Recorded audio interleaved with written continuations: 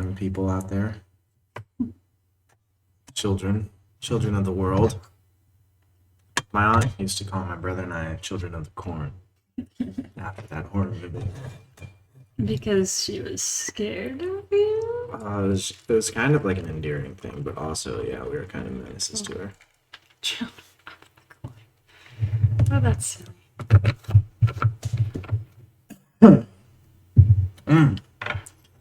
So welcome, all you people out there.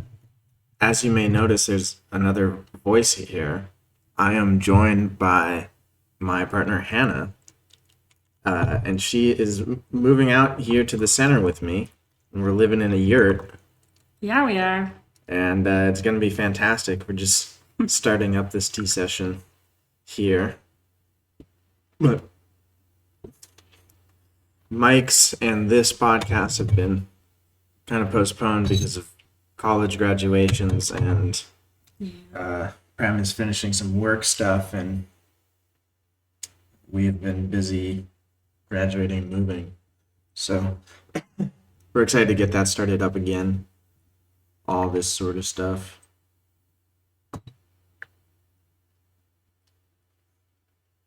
Yeah, that's where we've been this whole last week.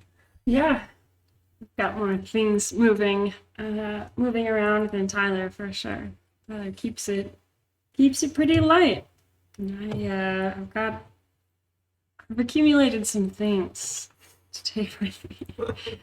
So it's a lot of my stuff that's been moving. Yeah, like, stuff is interesting because I spent a year living at a camp, a summer camp. And during that year, for simplicity's sake, I said, okay, well, I'm only going to take what I can fit in my truck to live there for the year. And so that put kind of like a strict guideline for like what I'm going to keep and what I'm going to get rid of. It was like, will this fit in my truck to take it, and do I want to haul it for just 1 year out to the middle of North Dakota? And so that cut down on a lot of stuff. And then while I was there, I like redid my whole wardrobe and got rid of a bunch of like random like entertainment sort of things. Like, I sold my computer to my brother and just used a laptop. Had an old gaming computer. And yeah, just a whole bunch of stuff that I ended up getting rid of, and I wanted to keep all the stuff that I would use for entertainment able to fit in one backpack. So I had one backpack that could fit in the truck that was for entertainment. Everything else was for like living. And yeah, I just accidentally turned into a minimalist. Like, Yeah, I mean, luckily that living situation had furniture and bedding and food, everything else he would have needed, desk, chairs, just everything.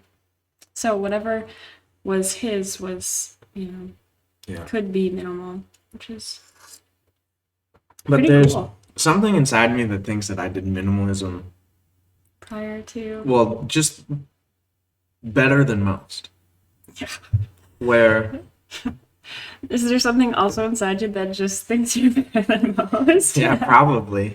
Oh, But like, the way in which the getting rid of stuff came from a change in relationship to it. right. It didn't come from,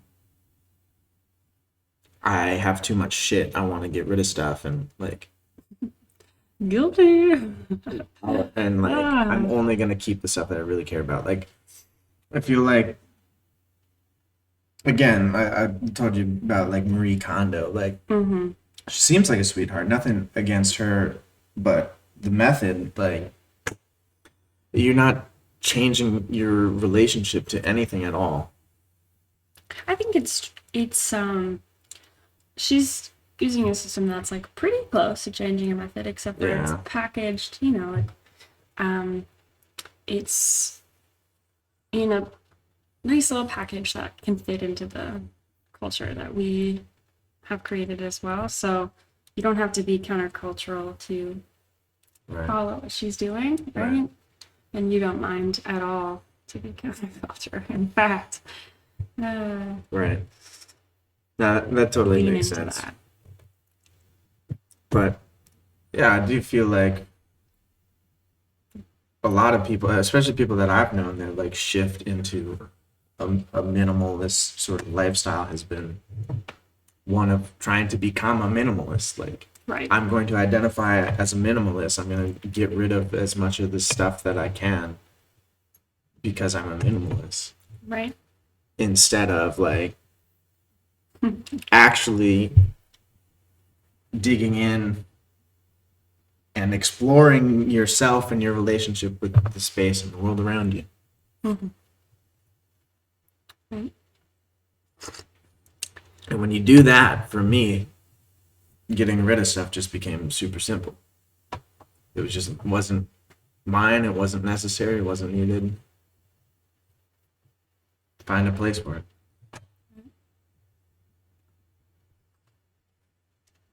Mm. Yeah, I don't think it was an all at once thing though. You also had a lot of lead up there. It wasn't necessarily all of a sudden everything changed at once Yeah, no, I never decided to be. to be something else, Yeah, to identify as a minimalist. yeah. Everything happened as naturally as it does usually. Mm. We're drinking out of a clay teapot today instead of the usual Gaiwan that I choose. I haven't gotten into much of how I drink tea, but the little cup and lid, if you've been watching. Oh, hey, I do see your chat. Sorry, I've been too busy dinking around in my mind. Cider game. Hi. Totally been missing your comments. But good morning to you. Welcome to our little tea sesh. I'm doing pretty well. How are you doing today? I'm doing great. How are you doing? Cider game? Um, we got a clay teapot here. It takes like 30 seconds or like it's 16 seconds minimum. I think there's an 8-second delay. And so 8 seconds before they hear it, and then 8 seconds before we'll see there. Mm. I am definitely new to this streaming game, so bear with me. We're on hard mode right now. That's all right. No, we're probably on easy mode. When you have no real no viewers, I mean, cider game, you're a viewer, you're real. But when you don't have a ton of viewers, it's probably easy mode. Yeah. I'll take easy mode every day. Also, once again, I know Tyler has talked about this, but it is bright, and so seeing the screen is a little bit of a challenge at this hour. But it's a beautiful hour to do this, so. Oh, that smells so good. But back to the tea, the important part. The function or the equipment that I usually use to drink tea is called a gaiwan, which I believe just means cup and lid. Wan, I believe, is cup In Chinese. I don't know. Just curious.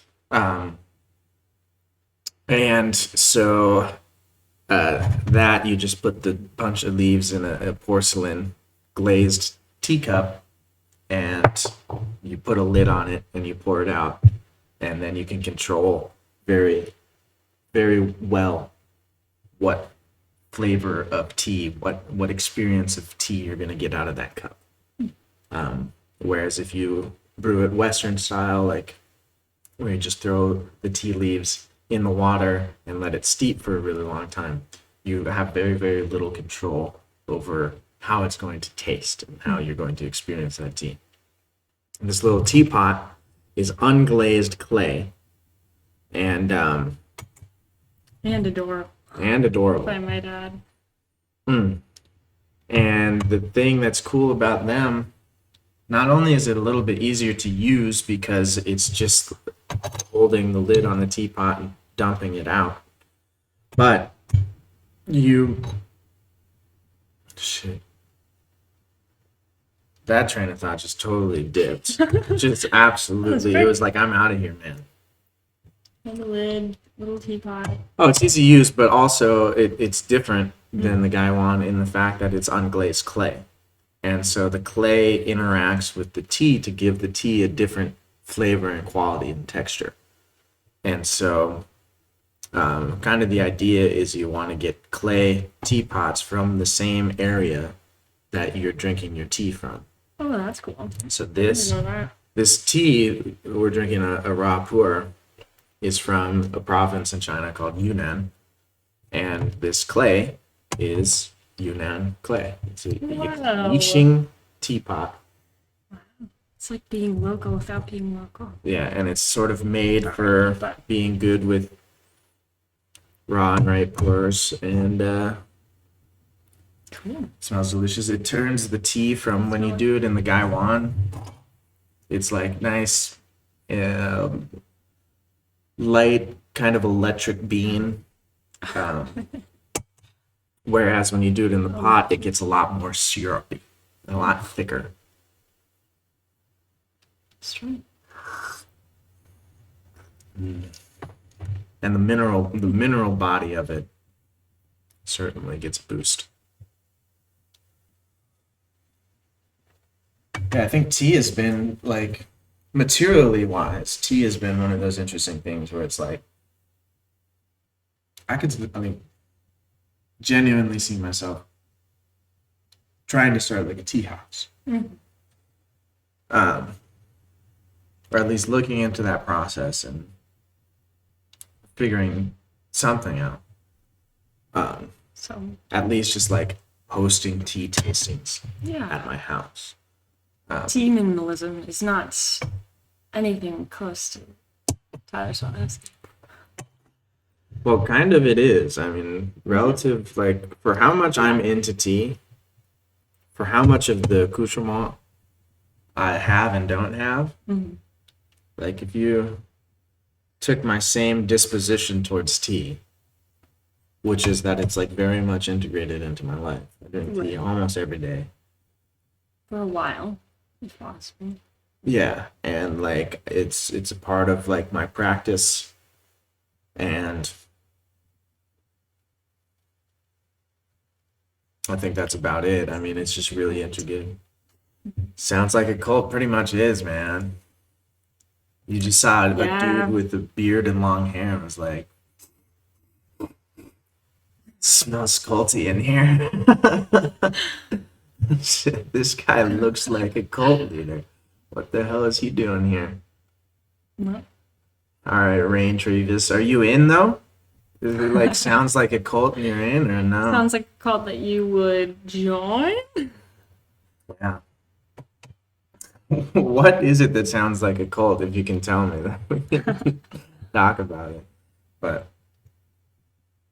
I mean, tea material wise, I don't have a lot of stuff. I have a set of teacups, the Gangda Bay, the teapot, and the Gaiwan. I've broken a bunch of lids, and so I've had to get more Gaiwans, but I've kept the ones with the broken lids to hopefully glue them back. I'm just lazy, I guess.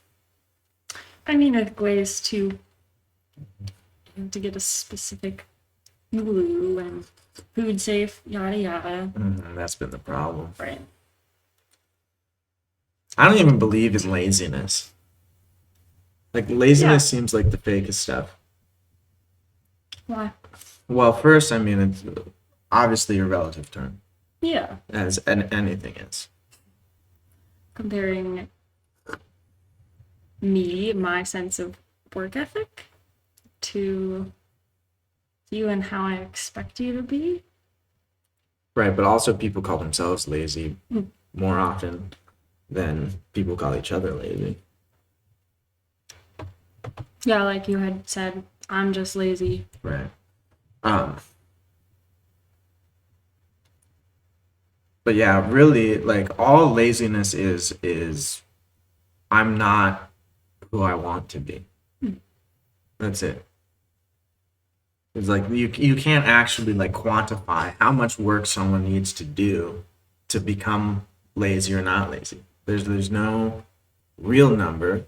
And even if you get a point of relativity and say, okay, this person who works like 8 hours a day, that's not lazy. Okay, they have a 40-hour work week.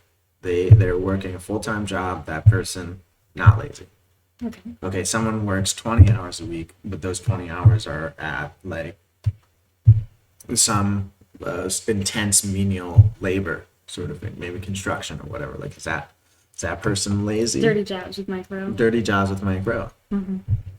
Like people look at Mike Rowe and are like, man, that guy's Not lazy. but he's probably sitting on his fucking lazy boy right now, sipping a martini, just looking at the this sunrise. hour, maybe not, but Sipping a mimosa, looking at the sunrise. he can do whatever he wants. He Mm-hmm. can drink whatever he wants at That's the whatever point. hour. But I don't doubt you, Mike Bro. I'm just Never using, have. just Never using will. you as a reference point.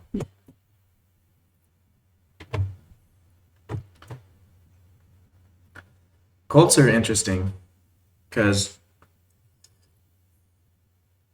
the 60s and 70s, the late 60s, like the Manson family and all them, really kind of like fucked everything up for cults, you know? Like, sorry, man. didn't spill all of it. Didn't break anything, and didn't spill a lot of all of it. Here, do you want some? Oh, what are you doing? Okay. You can't fix spilled tea, you just gotta live with it. Take anything out there? Nah. Spilling tea is like Success. shitting your pants. You can't just like sit and wallow in it. Should I go clean up? You just gotta keep on keeping on. Do I need to go to the bathroom? Is that what you're saying? You smell something rather disgusting? No. But yeah, like from my understanding of history in its current form, is that cults were kind of neutral. People didn't necessarily care. Like sometimes even like joining a religious cult was seen as like a good thing, like a virtuous thing. Kind of like becoming a monk. Oh. Just another, like, Yeah. religious experience. Right. Kind of respected, depending on who you are, what your religious experience either Right. has been. Well, I mean, like, Yes. if you were born after the 60s or if you lived through the 60s and the 70s, cults are a no-go. Mm-hmm. Cults a big no-no. It's big scary. And they'll be a big no-no forever and ever. Amen. Mm-hmm. Unless if they get rebranded by someone who's just an absolute genius. But that person who's an absolute genius will probably destroy that rebranding as well. Yeah, You know? they seem to do that. People with power. Depends. Right. Obviously, there are great examples of people who have absolutely ruined the world with their power, and people who have absolutely enlightened the world with their power or tried. You know, Mm-hmm. Who would be I'm who would be on thinking the Hitler. enlightenment? No. Oh, the other way. Yeah. Of course. Everyone obviously. has so many I people know. that ruin the world. Like Gandhi and Buddha, and one could say all of the spiritual people. Jesus. Jesus. Jesus. Did Rain Trevis legit just come in here and say sounds like a cult and dip? I think so. Come on, man. Come on. And I think other chat person got sad when they didn't feel like we noticed them. That's okay. Sorry. Sorry. Well, Anyway. maybe they'll listen to it later and send us a DM. Hey, I listened to you guys after, and I'm doing swell. How about you? I was saying that T sounds like a cult. Maybe something else. Yeah. Right, so like religious leaders?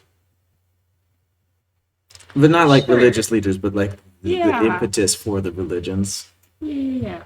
I mean, Gandhi wasn't an impetus for a religion, but you mentioned like Buddha, Christ, and Yeah, like even Martin Luther King Jr. yeah, Yeah. People doing their best, honestly, to yeah, use their power for the well-being of people. right. I think Gandhi's a great one for A lot of like people to look into, to like, Yeah. you know, see how like acceptance and compassion can work during a war. Yeah. And like the I don't know, the religious teachers, the spiritual peeps that write books in Christian world, the Christian kingdom right now. One of the big things that I've seen a couple times pop up in books written in the last 5 years is, I'm saying this is a hot The topic. last I'm not 5 saying years. it's new. Okay. It's just in right now. Just like a buzzword. Yeah, Not it's you could third call somebody a buzzword. third way thinking. Okay. And so like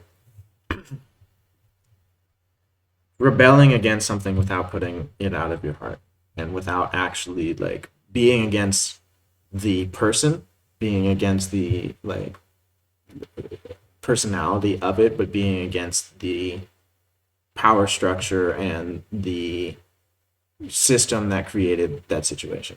For example, Christ's teaching of if someone tells you to take their pack a mile, take it another. Mm-hmm. The story here is that Christ is telling people that a Roman soldier at that time could enlist a civilian to carry their pack for them, but they could only carry it 1 mile. And if you, as the person who's carrying it, keeps on carrying it, at a certain point, that soldier's going to be begging you to please put down their stuff. Like, no, you can't carry it anymore. Stop. Right. Because they'll get in trouble. Right. And so the third way thinking is, okay, first way thinking is, no, fuck off. I'm gonna fight against it. I'm gonna punch you in your face and I'm gonna lick your butt cheeks. I don't And know how that goes, but keep going. it's just a natural progression. Sure. Okay. You know, men. You know, licking All butt right. cheeks. And then the second way would be, I'm powerless.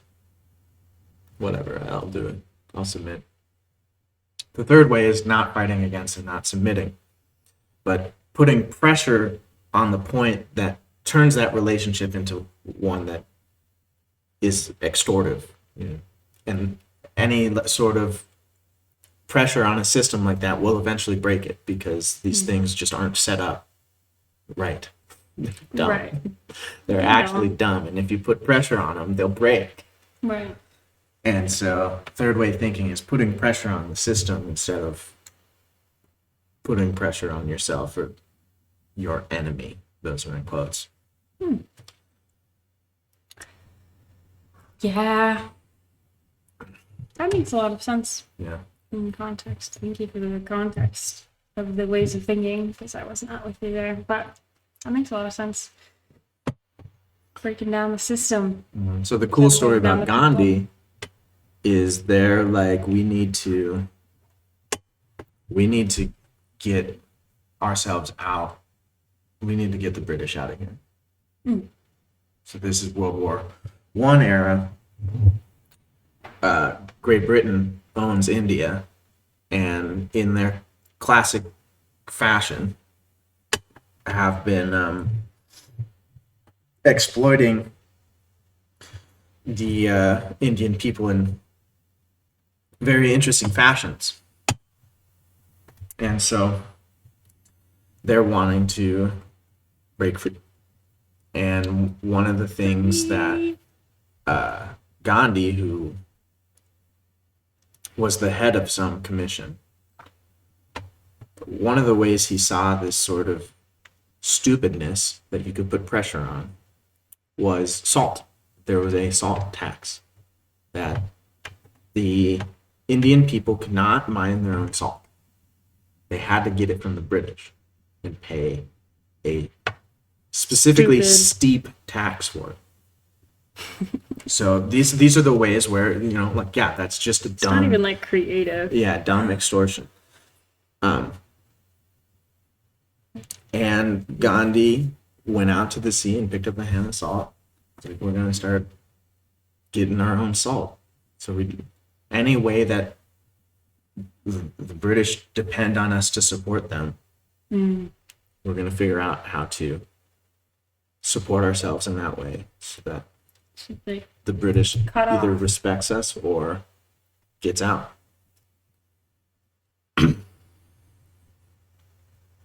Also, Gandhi as a leader, another fun one was there's a story of a woman who brought her child to Gandhi, who was like, hey, can you get my child to stop being so addicted to sugar? And Gandhi was like, come back in a month. I'll meditate on it. I'll figure out how. And she comes back in a month, and he says whatever, and she's like, why? May I ask why you needed a whole month? And he's like, I needed to get off of sugar before I told the boy how to. Oh gosh. Humans, Right. we're all just human. Yeah. But I mean, when I think about like a quintessential spiritual leader, Gandhi for sure comes to mind. Like the dude. So a thing in the Hindu spiritual culture, religious culture, is when you die, to have a specific thing in your mind so that you're ready to die. And that thing usually is a name of God. Or it could be, because if you're thinking about something, you in your next life will inhabit that thing. So if you are fearful when you die, you will come into a fearful life. Interesting.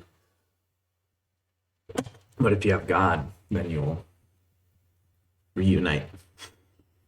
And this, when Gandhi was assassinated, he got shot, and the last word he said was "Ram," which is the name of God. And so I just like, that's a legit dude right there. You can walk around and say, yeah, when I die, I'm gonna have God in my mind. We're gonna reunite. It's gonna be so good. It's gonna be great. But then you die, and what happens? You don't know yet. But Right. It just so happened that Gandhi was trill enough. He was ready. He was so trill that he had God on his mouth the second he was shot. Yeah. That's easy access right Get there. into Gandhi. And I haven't even studied Gandhi. Those are just like secondhand stories that I've heard about the groovy guy, Just like him.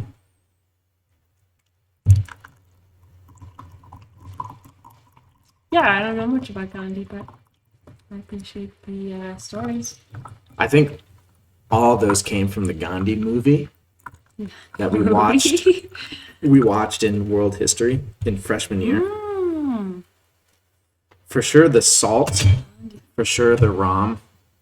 Both of those got put into context later in my mind. Like, they happened in the movie, and we're all like freshman kids, and we're like, dude just picked up a handful of salt. 14 years old. Yeah, dude just picked up a handful of salt. The guy just got shot. Well, I didn't know what Ram meant. Right. But then when I started studying some Hindu texts and practices and came across that and got reminded of it, I was like, oh shit, this guy was real. Yeah, absolutely. Once you realize what real meant to you. Yeah, Gandhi was never real before, but once when I decided he was real. So don't go liquid. Yeah, let it steep a little bit longer. This one's Oh. supery. Supery. Supery soupier. What did I say? So I was talking about muscle memory, and what was that? I was playing guitar and Yeah. talking, and that Trying to do. I was Two things at trying to speak a sentence that I was formulating in my mind at the same time that I was trying to play a guitar lick that I also was formulating. And so no muscle memory was happening from my like guitar, and it took my focus, but I was also trying to speak, and I misspoke, and then I said, sorry, that's just my mumble messery. Yeah. Mumble messery. Instead of muscle memory. And so he said, how fitting. How fitting. Mumble messery. I also I do spoonerisms. I used to do spoonerisms so much. Spoonerisms is when you flip the first letters of words. So like if you were to say Yeah. like if you were to say red bus, you'd say bed rust. Bed rust. And when I get really tired, it happens a lot. And in middle school especially, it was like multiple times a day it would happen. Now it's only like once every couple months because I take care of myself a little bit more. But I'm not playing. Kinda. I'm not watching YouTube and playing video games until No. 3 a.m. He's got an early bedtime. Yeah, I'm a freaking grandpa, dude. If you didn't know, now you know. Yeah, Grandpa. I can't keep Swap. up with partying people. Nope. Like, it's like You 8 p.m. I'm like, I think it's time we should all like head back to our own spaces and get like relaxed and ready for bed, you know. And 8 p.m. is like you Everybody's haven't like, even haven't started even gone the out engine yet. Yeah, they're fiddling with the choke and the gear shifter. I don't know shit about engines, I guess. Yeah, me neither. I can't help you there. Yeah. The But they haven't yeah. pulled the ripcord yet to get No it started. ripcord. That happens at 9 p.m. Or later. or later. 8 p.m. is pre-gaming. You look so offended or scared or something. It's just like, yeah, I saw like a YouTube video a long time ago about why certain ages sleep in, You know what? so yeah, to certain times, like why younger people sleep in really late, why older people wake up really early and nap during the day. And basically it was an anthropological understanding of it that we had like watchouts. In our small group, we had people that were always awake, and so different age people would be up at different times to take care of the children, to Yeah. do protection duties, to keep the fire stoked, to do whatever is needed at that time. The youngins were up late. Yeah, so the youngins were up late and slept in late, and so then the older you got, and then the middle age was awake for most of the day and then slept through the night. Interesting. Mm-hmm. You just jumped categories of watch hour. You're the early shift now instead of the late shift. Yeah, but I was thinking the reason why I brought that up is I kind of think it's bullshit a little bit. Well, okay. Like I don't think it holds up right now, especially with technology and how it affects our sleep. And so, like, it takes a considerable amount of planning to get a good night's sleep, and sort of Commitment. yes, Honestly. self control and willpower. Who has that? Dang it. Right. But just like meditate a little bit. Get off your electronics. Okay. Yeah, and like drink a warm cup of non-caffeinated drink. And relax. And you'll find out that you'll like going to bed at 8:30, you know? Like it's Yeah. We like going to bed at 8:30. not that bad. And it's great waking up early. Right, waking up We with the slept in sun. today, and we slept into 8:30. You know. It was good. I think going to bed with the natural rhythm of the sun, it's just so It's dope. nice. But that's hard. We live in North Dakota, so we're way up north, which means that in the summer, sunrise is about 5 in the morning. Sunset is about 11 at night.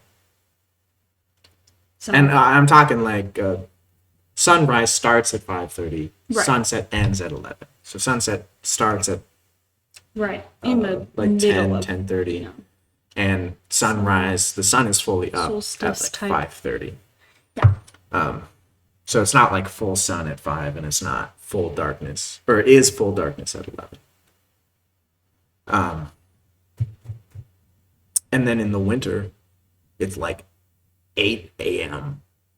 The sun is starting to rise, and 4:30 p.m. the sun is starting to set. And so you went don't to have a bed, choice to yeah. go to live with the natural rhythm of any sort of sun thing. Right, and seasonal depression, just Right. But I also, mean- like, seasonal anything, vitamin D, all the vitamins that we don't get from also the food that doesn't grow during that season, right? Just Right.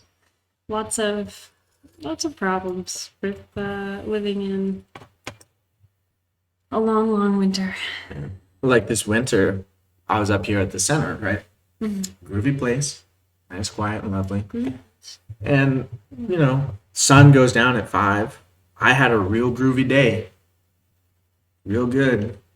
A lot of meditation, a lot of practice, a lot of good feelings. And it's dark. I have a couple lamps on.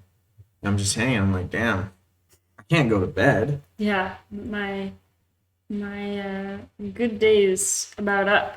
Yeah. I can't. I'm just like Spiritual stuck juice in has this run out. building. Yeah, the spiritual juice has Now's run my out. time.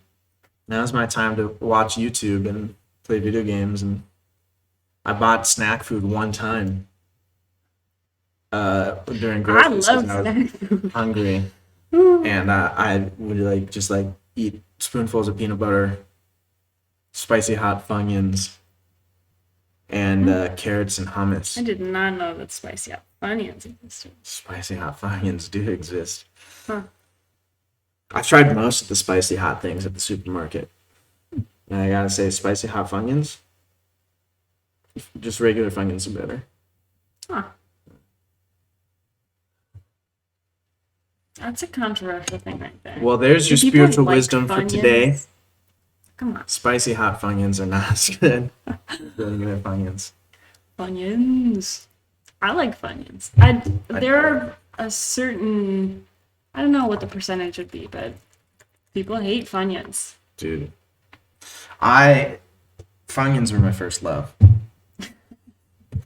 That cannot be true. I think I was like They 10. called him Big Mac as a child. 'Cause I was like a 2-year-old. 4. 4. Okay. Apple. 2. Apple. 2's a little bit young to eat that much salt. I was 4 years old and I had to squeeze down the Big Mac and open my mouth to where my jaw would be sore from stretching to bite into the Big Mac. And I could eat a whole Big Mac as like a 4-year-old. I can only imagine the point at which like your parents had to like get to be like, he needs more food. He needs the Big Mac. Like instead of having so- like 2 or little sandwiches, you Here's- just needed a Big Mac. Here's what happened. I got corrupted by my aunt. My aunt, Had the sauce. yeah, my aunt had surgery, and we had gone to see her, and she was only eating like Jell-O and hospital applesauce, you know. And she was like, "When I get out of here and I can eat solid food, I'm gonna take you to McDonald's." And I was like, "McDonald's? Hell yeah, brother!" I'm gonna get a toy. And That's how I would have been. God, that smells good. Yeah, let me smell it. It's hot. So my aunt recovers well, I think. I don't know. I was really young. I don't know if there was any troubleness there. Some troubleness. Thank you for that. And we go, my brother, her, and I go out to McDonald's, and That's awesome. She gets a Big Mac. Shane and I get like chicken nuggets and a cheeseburger, and we're eating our stuff, and Nuggies. she's Oh, boy, like, I love man, I am not as hungry as I usually am after recovering from this surgery. I thought I would really, devour this Big Mac, but no. And so there was like, probably about a quarter of a Big Mac left. And I was like, I'll eat it. And I am tiny swat. I will yeah, devour. the first taste of that dressing on there, oh, never going back. Never going back. That's what to that those little cheeseburgers. Fleetwood Mac song is written about. Never going back, man. Yeah. They tasted the Big Mac sauce, and the guitar riff just came out. He didn't even study the specific rhythm. It just started coming out of He him. didn't even play the guitar. I didn't even play the guitar. And The it guitar just just started happened. to make noise, the right noise. And he was, this Big Mac's so good. I'm now going back Never again. going back, man. Never going back to that chicken cheeseburger and chicken nuggets. Oh boy, I love both of those things. So we can go there sometimes. I had a McGangbang phase in high school when everyone was Classic high obsessed school. with just the word gangbang. Right. And they'd be like, are you gonna order it? You know? Yeah, no, I never ordered it as a McGangbang. I did get a wink one time from a McDonald's worker. Ah. It's like, Because they know. Yeah. They all know. I'll get 2 McChickens and a McDouble. And he was like, mm-hmm. Right. Uh, Wonder if they get sick of people's antics. Probably at all. McDonald's? Yeah. Especially if you worked at a McDonald's or play place. I feel like that would be either the best or the worst, and probably both. How many you know? doo-doos? How many doo-doos in a playhouse? Tally up the doo-doos on the wall. Oh, gosh. But from then on, I was a Big Mac kid. And my family was... My mom, the first time I went out and I said I wanted a Big Mac, and she's like, okay, but I'll eat the other half. And I was like, the other half, I'll eat the whole thing. She's like, all right. Oh, gosh. But she cut it in half anyway. And she was like, eat this first half. And if you're still hungry, you do the second half. I ate the first half. And I was like, yeah, I can do it. Give it to me. And I ate the second half. And from then on... Oh, your stomach. Oh, hello, lovelies. Pretzel toffee. Welcome to the morning. Hi, pretzel toffee. It's lovely. Good to have you. Purple heart. It's a good color. If I could choose a color for my heart, What would it be? it'd be like a teal or a light blue. How are you two? We are fantastic. Well, I guess I can't Doing so necessarily good. speak for you, but Oh, yeah. Yeah, you can. Okay. We're doing great. yeah. Great, great. How are you? Sunny. It's nice. We got a lot of sleep. Yeah. Yeah. Just hanging, really. My back actually feels really good. Oh, good. I started a garden, Working the land. working the land. I'm Yeah. a working young man now. And the owner of this place, Dan, and I went to go get some stucco finish to finish the walls here. Yeah. it's And not they're walls. 80-pound bags.